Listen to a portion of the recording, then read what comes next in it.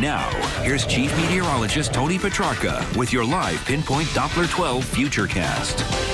Well, tracking an Arctic cold front which has passed through over the last couple of hours, it was responsible for some isolated, localized snow squalls. Not every location getting one, but it does mark the arrival of the real cold air. It's been cold, obviously, of late, but the coldest of the air now coming through behind this blue line. This is the Arctic front. Most of the snow squall and snow shower activity has moved offshore. I'll keep the chance of at least an isolated snow shower. We're seeing a few more upstream, but as this continues to swing through, the winds pick up, the temperatures really start to tumble, and the wind chill advisory officially in effect now through 11 o'clock tomorrow morning. But clearly the core of the cold and the bitter wind chills will be overnight tonight into at least tomorrow morning. The wind chills will ease a little bit tomorrow afternoon, but that's not to say tomorrow afternoon is a pleasant day. It is still quite bitter. An active weather pattern, some light snow coming back on Friday. Doesn't look overly significant, but some small accumulations and not as frigid. Of course, with the cold air of late, and especially what we're getting next couple of days,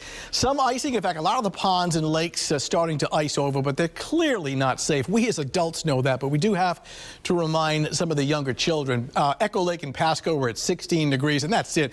Just this little thin layer of ice. And while the ice will get a little thicker over the next couple of days, it's clearly not safe for walking on for obvious reasons, as the stretch of cold weather will not be that extended. Downtown Providence, skies are clear to partly cloudy. The good news, the risk of any snow squalls coming to an end. Temperatures now in the upper teens to lower 20s, but with each passing hour, these numbers will tumble. Smithfield down to 18, had a brief snow squall about 90 minutes ago. We've got Gloucester at 16, Smithfield 18, low 20s along the south shore. But upstream is where the colder air is located. You can see the snow squalls and snow showers from earlier this afternoon now heading offshore. And behind that, it's strengthening northwesterly wind driving down the colder air. You can see upstream, it's already in the single digits. So the actual air temperature, not the wind chill, heading down to 0 by daybreak. So we know the actual temperature will be cold. The feel like of the wind chills, let's take you through it hour by hour. 7 o'clock this evening, it's just slipping below 0. By midnight, it's running close to 15 degrees below 0, and that kind of bitter wind chill will extend through early tomorrow morning. As we get into the afternoon, I mean, it's still quite cold, but the wind chills will be ranging in the single digits and not the sub-zero category. This is noontime, right on through later tomorrow afternoon. Now, by tomorrow evening and tomorrow night, obviously it's still cold, but it won't be quite as frigid tomorrow night. So tomorrow morning, windy. These are not wind chills, but actual air temperatures in the single digits. And then during the afternoon in the upper teens to not much higher than 20. There'll be plenty of sunshine.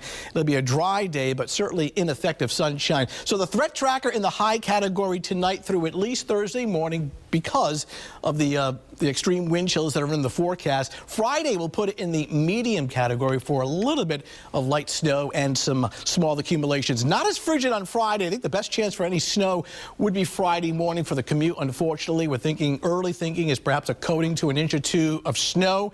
Dry on Saturday, a cold day, nothing extreme, but it's only 25 degrees. So for the Patriots game, temperatures in the teens and 20s, quite cold. But, and again, history has shown that we've had worse playoff games in terms of weather. So it is quite cold, but at least it's dry on Saturday. Partly sunny skies, chilly on Sunday, looking at a temperature of 32. So bottom line, each passing hour, the temperatures really tumble, the wind picks up, and the wind chill is going way down tonight, right on through it, at least early tomorrow morning. It's incredible over the last week what just happened. A big change. All right. Thank you, Tony.